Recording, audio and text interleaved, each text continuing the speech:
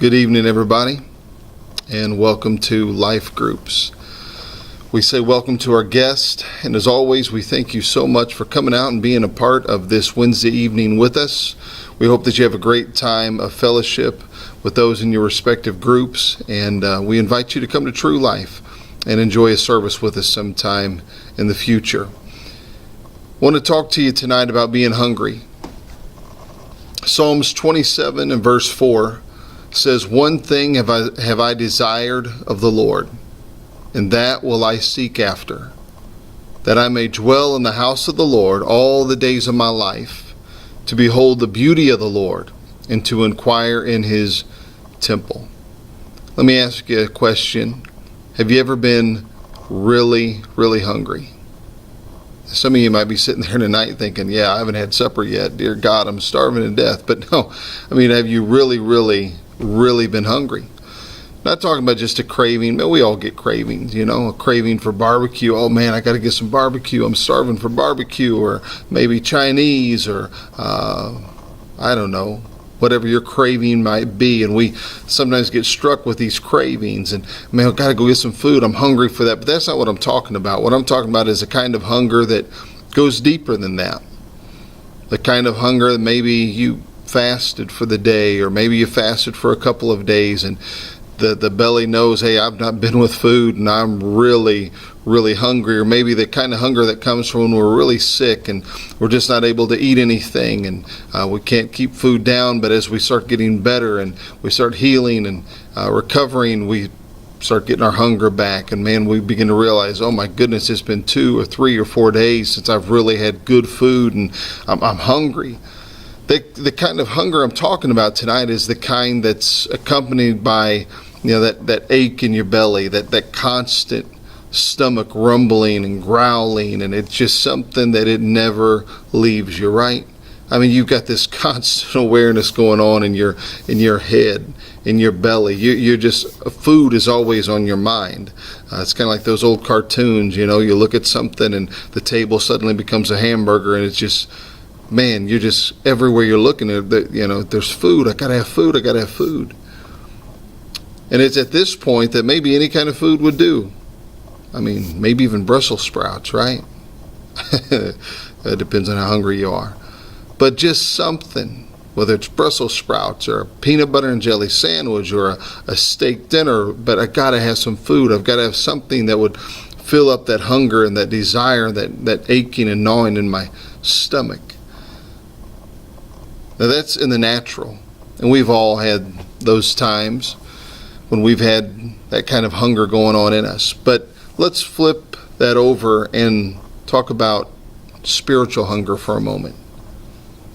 The kind of hunger that comes from when we're truly hungry for God.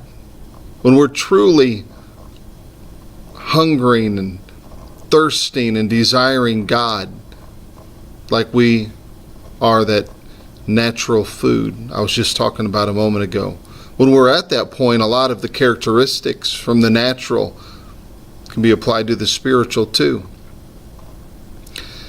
Again, I'm not talking about just a craving. I'm not talking about just saying, oh man, I just need a good worship service. Man, I just need to feel the presence of God. And we have those moments too, those spiritual cravings. Man, I just need to hear this kind of a song. I need to hear this kind of a message. And there's nothing wrong with that. But what I'm talking about is the kind of hunger and the kind of craving spiritually that won't be satisfied by just being in a good service on Sunday or hearing just the right message that you're craving. But I'm talking about something that goes deeper than that. I'm talking about that deep ache, that deep hunger that is within your spirit, within your soul. It's there when you get up in the morning, and it's there when you go to bed at night. That thing that preoccupies our minds constantly, where it's, I need more of God. I've got to have more of God. We've got that constant awareness of our need for Him. There's a constant yearning and constant hungering, a constant thirsting for God. We become like David when he said in Psalms 42:1, and as the hart panteth after the water brook, so panteth my soul after thee, O God. He was saying, I got this hunger, I've got this thirst, I've got this desire that's so great in me that only God and only time in God's presence, only His Spirit can fill this thirsting that I have and this hungering that I have. I believe it would be good for us this evening to check our hunger level, but not just tonight, but maybe throughout this month of March. It'd be good for us to check our spiritual hunger level, because we're past the first of the year now, and good intentions and New Year's resolutions at this point, they start becoming a bit distant. And I think it'd be good if we made sure that, you know what, am I satisfied where I'm at? Am I still hungering for God? I know how I came into the new year, but where am I now? And I've got 3 questions for you. And you can start and stop after each question to take time to answer. The first one, though, is going back to that person that's constantly hungry, that's truly hungry in the natural. What would be some of the characteristics of that person?